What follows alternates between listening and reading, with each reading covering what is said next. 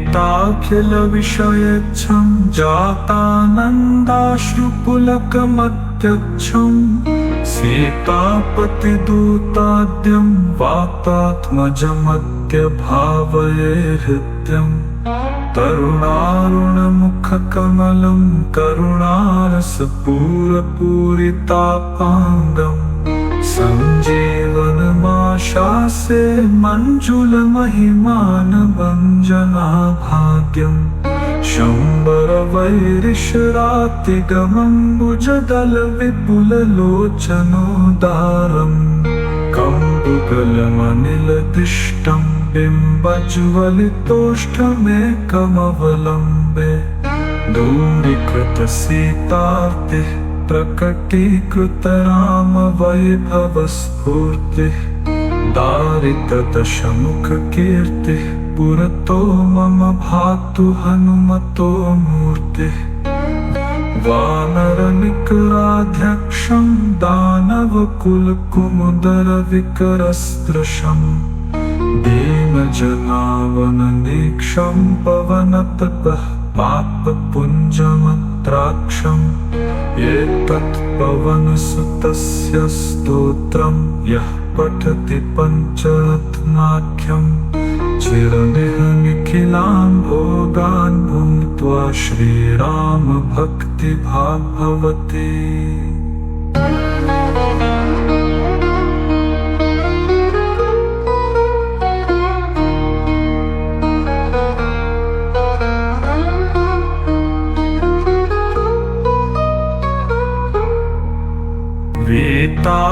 वेत्ताखिलविषयेच्छं जातानन्दाश्रुपुलकमत्यक्षं सीतापतिदूताद्यं वातात्मजमत्यभावये हृद्यम् तरुणारुणमुखकमलं करुणारसपूरपूरितापाङ्गम् सञ्जीवनमाशासे मञ्जुलमहिमानभञ्जनाभाग्यम् शम्बरवैरिशरातिगमम्बुजदलविपुललोचनोदारम् कम्बुकलमनिलदिष्टं बिम्बज्वलितोष्ठमेकमवलम्बे धूमीकृतसीतार्तिः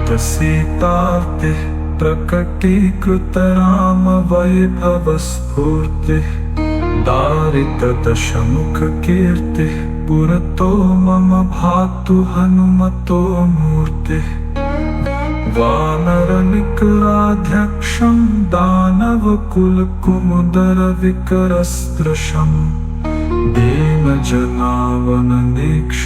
पवनतपः पापपुञ्जमत्राक्षम् एतत्पवनसुतस्य स्तोत्रं यः पठति पञ्चरत्नाख्यं चिरनिखिलान् भोगान् भुङ्क्त्वा श्रीरामभक्तिभाग् भवति।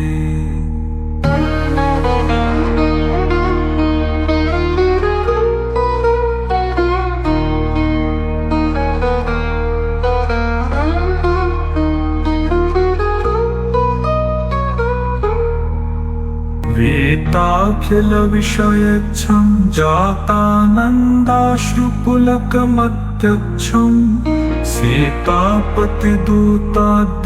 वातात्मजमत्यभावये हृद्यम् तरुणारुणमुखकमलं करुणारसपूरपूरितापाङ्गम् सञ्जीवनमाशासे मञ्जुलमहिमानभञ्जनाभाग्यम् शम्बरवैरिशरातिगमम्बुजदलविपुललोचनोदारम् कम्बुकलमनिलदिष्टं बिम्बज्वलितोष्ठमेकमवलम्बे धूमीकृतसीतार्तिः प्रकटीकृतरामवैभवस्फूर्तिः दारितदशमुखकीर्तिः पुरतो मम भातु हनुमतो मूर्तिः वानरनिकराध्यक्षं दानवकुलकुमुदरविकरस्त्रशं दीनजनावननेक्षं पवनतपः पापपुञ्जमत्राक्षम् एतत् पवनसुतस्य स्तोत्रं यः पठति पञ्चरत्नाख्यम् चिरनिह निखिलान् भोगान् भुङ्क्त्वा श्रीरामभक्तिभाग् भवति।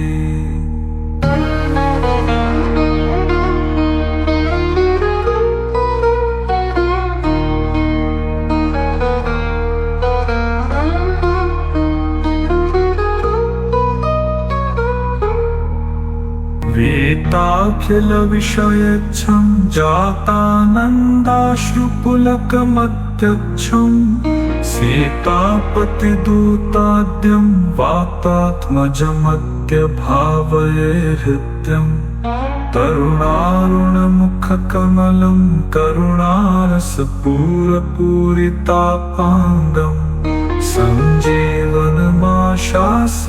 मञ्जुलमहिमानभञ्जनाभाग्यम् शम्बरवैरिशरातिगमम्बुजदलविपुललोचनोदारम् कम्बुकलमनिलदिष्टं बिम्बज्वलितोष्ठमेकमवलम्बे धूम्रीकृतसीतार्तिः प्रकटीकृतरामवैभवस्फूर्तिः दारितदशमुखकीर्तिः पुरतो मम भातु हनुमतो मूर्तिः वानरनिकराध्यक्षं दानवकुलकुमुदरविकरस्त्रशम् दीनजनावननेक्षं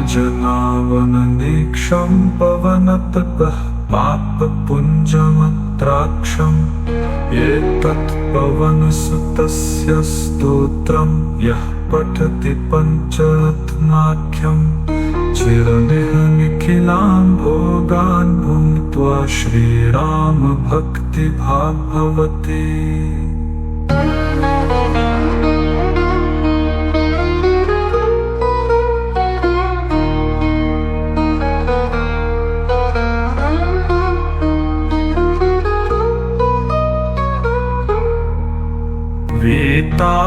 वेदाखिलविषयेच्छं जातानन्दाश्रुपुलकमत्यक्षं सीतापतिदूताद्यं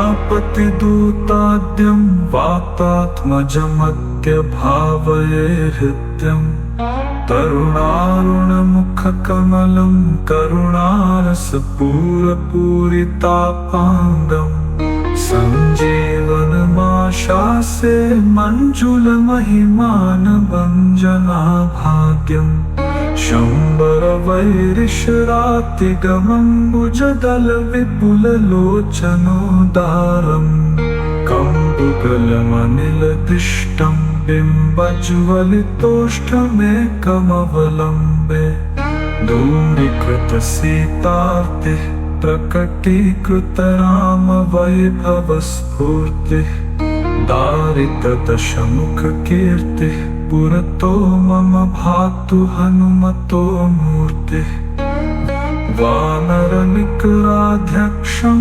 दानवकुलकुमुदरविकरस्त्रशम् दीनजनावननेक्षं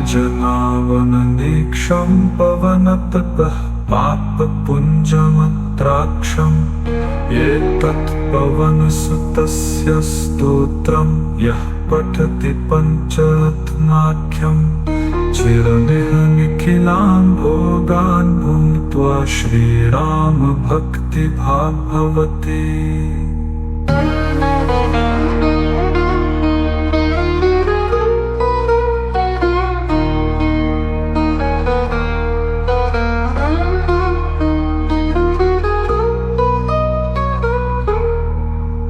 इति श्रीमद्शङ्कराचार्यकृतौ हनुमत्पञ्चरत्नम्।